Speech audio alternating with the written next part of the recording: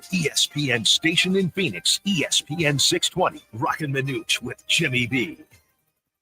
All right, joining us from Arizona's family, CBS 5, 3 TV is sports director Mark McClune. Give us an inside scoop on what's really happening behind the scenes in Valley Sports. All right, Mark, let's just get right into it. Are the D-backs in any way heating up a little bit? Are we just still like kind of waiting for the switch to flip? Are we getting is it going to come here sooner than later? I certainly hope so. I don't really have a metric that I could point to say that's exactly what we're looking at here. I'm as frustrated as everybody else because it's like once you get on a roll, once you start getting excited about this team, you have a game like Friday night. And I think in a lot of ways, Friday night's game with the swings and the taking the early first inning lead, Dodgers coming back, going up 7-3, D-backs taking the lead on the grand slam. And then the Dodgers exploding the ninth with Ohtani with that, home run we're going to be talking about for a long time. Yeah. I think that game kind of summed up the season for the Diamondbacks. You definitely don't want to say they're out of it in May or it's not going to happen in May. But so far, this looks like a team that just, they score 10 runs. All those runs in Wrigley Field, they lose the game. They lose the game where Gino Suarez hits the 4 home runs. Like we're not seeing any magic that we saw in 2023, at least not yet. Mark, is there an identity yet for this team in your mind? Yeah, I think that's kind of part of the issue. I think if you go back to opening day, I really thought Corbin Burns should have been the opening day starter, and who knows what the situation was with messing up his routine. Zach Gallen's given the team good, really good things over the years, but Corbin Burns is the guy you gave the biggest free agent contract to, and he showed up in spring training first day and just was lights out. And I think opening day is a tone setter for me, and I just thought it was awkward. And I think you could describe the D-back season very fairly as awkward so far this year because it's just one step forward, 2 steps back. I'm with you on that 100%. Take me to the Phoenix Suns. You've been in the Valley for quite a while here, and it's a situation where you guys now carry the games. It was a great opportunity for Channel 3 to get involved with that. But with everything that you have seen so far, you referred to awkwardness right now of the Diamondbacks. Aren't the Suns a little awkward right now, firing 2 coaches year after year and then bringing in a new GM? I'm actually starting to think that it's me. I'm the one that's awkward in the sports teams around here. Definitely.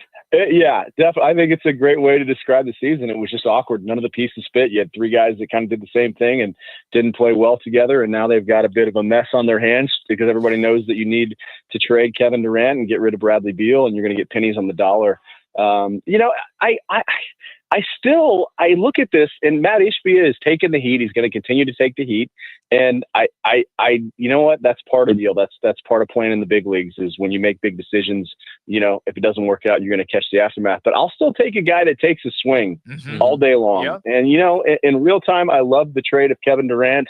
It hasn't worked. And I think, there's some talk now that they didn't know who was going to guard the best player on each team. And that's something that probably should have been considered more heavily.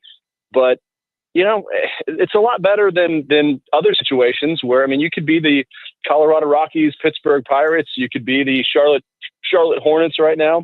I think that there's enough competitiveness from the Suns organization to get it right. Maybe there were too many cooks in the kitchen. I'm not sure. I wasn't there in their high level meetings, but it didn't work. And I think there's more determination ever to look good and to figure this thing out. But it has been in my time here in the Valley that anytime somebody starts chasing looking good, it gets worse and worse and worse. So hopefully Brian Gregory's the guy who can come in and just kind of steady the ship and build this thing slowly into something we can all be proud of. Do you think there's a sense of urgency behind the scenes that there's some serious trade talks going on? Probably so, but I don't think you can force them because everybody knows you that's what you want to do. Mm-hmm. And they know that you don't want to show up next year and still have Beal, Durant, and Booker on the floor together. So I would imagine there is, but the more and more I do this, the more and more I believe that nothing really gets done until there's the deadline. So there's conversations, but you got to put a gun to somebody's head to get something done. So no idea when this could be done. I mean, could a trade already be in the works for Kevin Durant to go to Houston? Maybe there's a connection there, and Houston thinks that's going to get them over the hump, and Giannis isn't a good fit. There could be, but I think it's buckle up. If I had a way to predict it, I would probably not be talking to you guys. I'd probably be on the golf course somewhere. Yeah, there you go. So trade before the coach or after? I think the talk was over there the other day. They would like to bring in a coach because the word alignment was used so many times. Yeah. We did like a word search and have some fun with that. So, I don't think you can be aligned unless you have a coach that's part of the decision making. It's kind of unfair for the coach to come in and basically be handed, what everybody put together and be like, okay, now make them all play together and make them win. That goes back to Igor Kokoskov, who coached Luka Doncic in international ball and was told, no, we're drafting Aiden over your guy. So now go make DeAndre Ayton, who was, an immature kid coming out of Arizona, go make him a superstar. And it's hard to do. So I hope that doesn't happen again because we've all seen how that goes, and it just never gets off the ground. Mark McClune is our guest, everybody. Channel 3, Channel 5 sports director. Let me just stay with that and follow up something that Rock talked about. So if you think there have been conversations that have taken place as far as the Durant or trying to unload Bradley Beal's contract to somebody else, in your estimation, tonight is the draft lottery. After the lottery takes place, the picks in the first round, Suns have nothing. But Houston has their pick, and they have about a 3% chance of moving all the way up to the number 1 spot in the lottery tonight. Would that just be Hold on, I'm going to be sick. Okay, I was going to ask you that. Yeah. I didn't realize it was that high. Yeah. Oh, man. That would be a dagger. Oh, my gosh. It would be – I mean, I don't go as far back as losing the coin flip for Kareem Abdul-Jabbar, but that would be up there for me with some of the all-timers of, Boris and Amari leaving the bench against San Antonio in 2007, Steve Nash's nose, they're not being able to close the wound on his nose and not being able to punch through in that series. I think the Suns could have won a title that year. That goes back to Holiday on Booker, Game 5 of the NBA Finals 2001, making a play. Giannis on the other end, and Giannis with the block in Game 6. Just the ultimate, kicks to the stomach. The Diamondbacks in the World Series. I mean, the walk-offs in Game 1 of the World Series against the Texas Rangers, and the Cardinals have had their fair share over the years as well. So it's the Santonio Holmes making that. Are we cursed? Are we cursed here in the Valley? Now that I start thinking about all this, I mean, Jake Plummer and the Sun Devils should have won the Rose Bowl. Don't ask me about the targeting call in this year's Peach Bowl because I went to Texas. All right. Now that you went to football, take me quickly then to the Cardinals, your forecast for what you see right now. I think we're going to have a really good offseason. I think we're going to have a really good training camp. I think there's good energy in the building. I think they've got some really impressive young men that they're going to build the defense around and build the team around. Now, does that translate into wins this year? I mean, I think they've showed that this coaching staff knows what they're doing. The front office knows what they're doing. You'd think the offense would be able to have a short field, and that should help. But you never know. You never know until you get out there and play.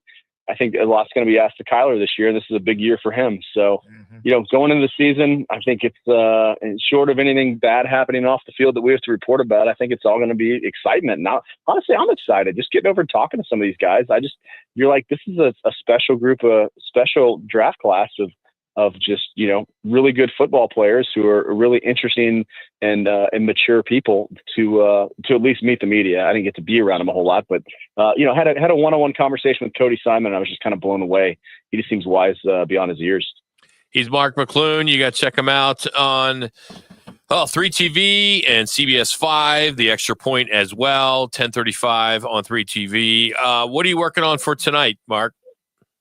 Well, we just had a Mercury shoot where we went over to the practice facility and went through drills. Okay. So you can watch that on Good Morning Arizona on Friday. We were trying to do like a Mercury practice. So I missed the rim, probably my first 5 shots, but big Nice. finish, made one when it really mattered, Okay. when the camera was rolling. I kept asking, when do I get to shimmy? See, they don't understand that, like, I'm here for the TV. I'm not here for, so I was looking for a storyline. So I Sure. kept walking over to ask the coaches, when can I shimmy? And then I made a 3 and I shimmied. So Attaboy. that's how I spent my day. And then we're going to go put together the extra point. And first off, though, the young my son, he has a playoff baseball game. So don't tell anybody. I'm going to take a little break from work and go watch him and see if they can survive in That advance. is more Good important. stuff. I'm More sure you'll be important. able to follow it on Yeah. X at Mark McClune. Yeah. Mark, good stuff. Thank you for Appreciate it, your guys. time today, buddy. Appreciate you.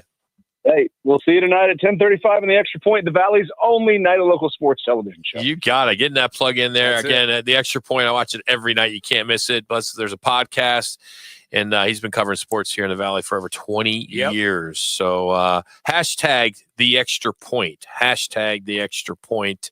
I spent 8 years at Arizona Family, and they do a tremendous They do, job over yeah. there. And since they merged with CBS 5, that was just outstanding. When I was there, it was 3 in the WB. Oh, okay. So then, which turned into CWs, but that is I'm sounding like you telling old What? stories. What? But let's get into more D-back talk. By the way, our last segment is brought to you by Chill Boys and the new Chill Boys boxers. Are you wearing bad underwear? That's like striking out looking. Chill Boys boxers are a home run, soft, cool, built for the comfort and in the clutch. Step up to the plate at chillboys.com. Use the code ESPN and score 20% off. Frank Sanders in about 15 minutes. We'll talk some more D-backs next as we continue from the studios of ESPN 620.